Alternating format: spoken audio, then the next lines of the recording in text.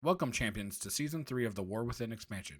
Come dive deeper into some dungeons with me as we push to that legend achievement and beyond. And don't forget to subscribe.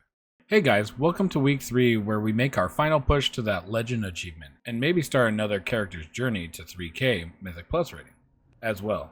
But before that, let's see where we left off at in week 2 and see what we need to get done for 3K rating. So as you can see, we started this week off with an item level of 707 and a Mythic Plus rating of 2758.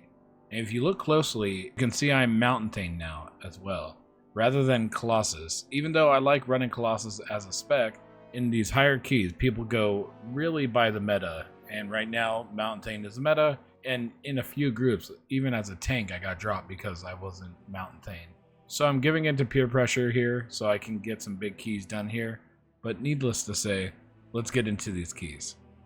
So I'm going to start off with the dungeons that gave us essentially zero trouble, and the first one on this list is not surprising with how many nerfs it got is Tazavesh Streets, with a plus 13. Only 2 deaths, this run was almost perfect and timed it pretty soundly, so not too much to say here. Then we got into a plus 13 Operation Floodgate. This one was more surprising than Streets, because this key always seems people just kamikaze in the last hallway and just die left and right. But with 3 deaths, we timed this key pretty easily. Another one-off key was a plus 13 Gambit. This dungeon by far is one of the easier dungeons.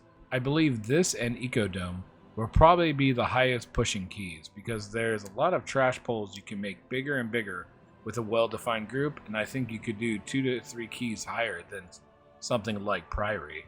You might be saying, hey, you're just giving us updates about easy keys this video. This is trash, but just wait. Let's get into some blunders now.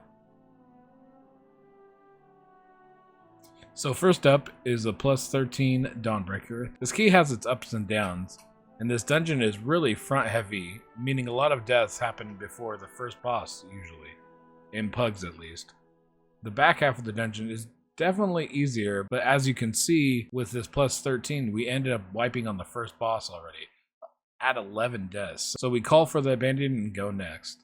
The next Dawnbreaker was only a plus 12 this time, but went way smoother, seeing we're here at the last boss with only 3 deaths, but not 100% count. This was going to be a close one, because if you don't remember, after the boss kill, he forces you onto the boat that takes you back to the ship and can delay you even further. But we nuked these mobs, earning us a time key. Not too shabby, but I definitely need to tighten up my routes. Speaking of tighten up my routes, we had a plus 14 Ecodome. Here, this key was going crazy well. At the last boss here with 3 deaths, pulling the last amount of trash into the boss, easy timed key, you would think. All trash dead, just 3 minutes more to kill the boss, and then tragedy strikes. Our healing druid goes down, not just once, but then a second time. Back-to-back deaths. We try to push through. Try as I might, I couldn't survive, wiping at 4.4% and missing the timer. We came back and finished the key for prosperity, but still, this one took the air out of our sails pretty quickly. This was rough. So then we decided to get into a plus 13 Halls of Atonement. This dungeon, me, Lore, and of Age tried out a lot of different pulls and routes.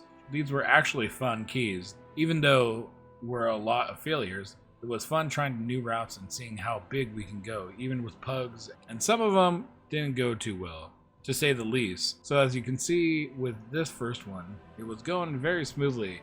A huge pull onto the balcony here, but then we missed a Loyal Beast cast, and then it went straight into the bin, bleeding 1 or 2 deaths out, and then finally my booty cheeks get clapped, so we called it go next. Then we tried a plus 14. First pull went without a hitch. Got to the first golem down, and now we're off to the second golem.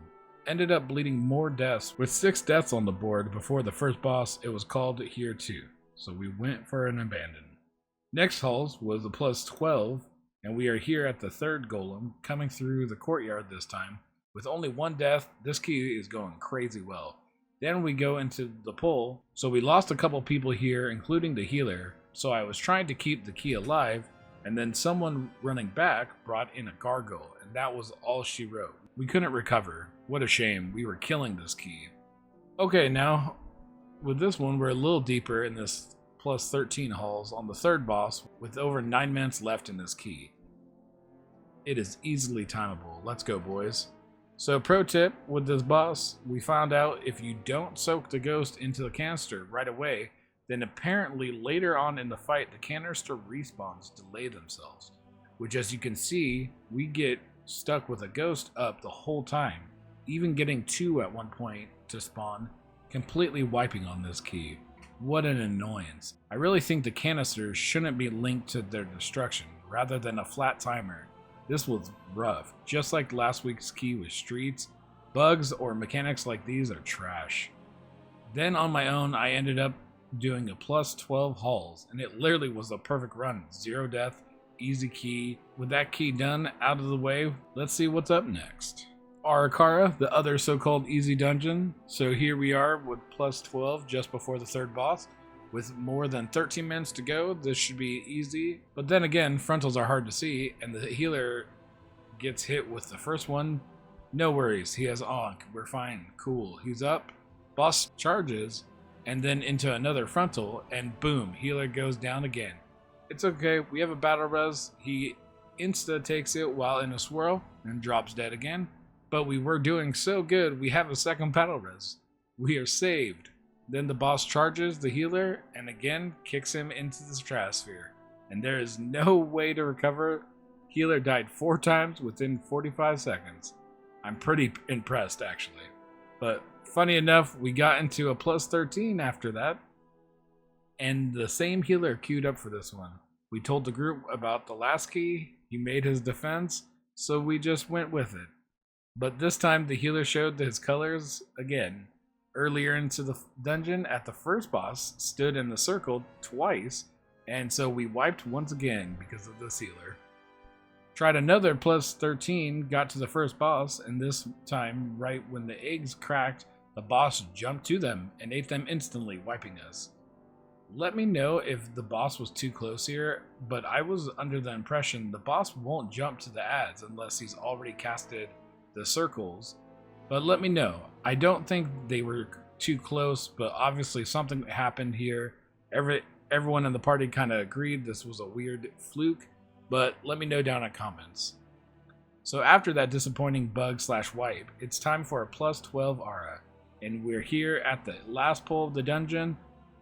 Then tragedy strikes. I don't have heroic leap, and I have a bunch of stacks of the slow on me, and I get nailed by the stun. And we wipe at the very end of the dungeon. Oof. Spoilers alert. This is not the only key this may happen to me in. Needless to say, with so much time lost, this key was done. After so many tragic keys here in Arakara, then we finished a plus 12 with only 1 death. I wish I could say the same for the next key, but I can't, so let's get into the dungeon that gave us the most problems this week. Starting off with a plus 13 Priory of the Sacred Flame. So like Halls, this dungeon Lore and I tried some new routes. Apparently going right is better now, taking out the Flame General instead of the Priest. So we gave it a few tries, and count is definitely different, so we ran into some problems there, but I think we lost a few deaths to this one by just bleeding them out. I don't know if people just confused or don't know what these other generals do, because the last season we never really went this way ever. So we call go next. So we're here in another plus 13, got through the general this time. I ended up sneaking through with the general, but the rest of the group was not able to sneak by and pulled the world. And then we just couldn't stand with all these mobs, so abandon was the call. Now with this plus 13, we got to the first boss, only with about 5 deaths on the board. And then first of all, we had Lust up here and didn't pop it. I know a lot of people send it on the next pack, but with this group, I'm not planning on pulling the whole church, so I would have liked it here, but later in the fight, we got to a point where I'm stuck at like 70% health for a while, and then I get the double tank buster and go down real quick. Don't know what really happened here, but I did get put into the dirt, just like this key. But getting into another plus 13, we are way later into this key, right before the last mini-boss. We have only 6 minutes left, Lust is up, so we go for the big pull into the mini-boss, and instantly the warrior charges and gets clapped. I have no idea why Melee do this. With a group spread out like this, unless you're a DK or DH with chains and or grip, you need to give tanks an extra second to group these mobs. But because we lost the DPS so early, we got overwhelmed before he could even make it back, so this key was bricked. So another plus 13 here before Sire Braunpike. This pull was going great, but then Light Elemental does this cast where if you stand in it, the mobs heal, and I think I turned too far here and gave Braunpike my back, and he crits me into the ground. This was 100% my fault. I should have leaped, but you can't win them all, can you? And then that brings us to our last attempt on this dungeon for the week. We're here with a plus 13 at the last boss, with just over 3 minutes to go. This key is timeable, let's get it. Will we get the 0-second timed key for Legend again like we did last season? Let's see. Early on in the fight, the healer dies to the blind cast while getting chased by Flame. We battle res and push to phase 2 of the fight. And then we miss the timing of this key probably by 15 seconds from that healer's death. He wasn't the only death, but we didn't end up timing a priory of the Sacred Flame this week, which means we didn't get 3k this week. We ended up with 2963. Item level didn't really change throughout the week, and I think just because we didn't get those 13s done on Priory, we missed 3k in week 3. That's a dang shame. But other than missing our mark this week, let's see what we got in the vault. Big bucks, no whammies.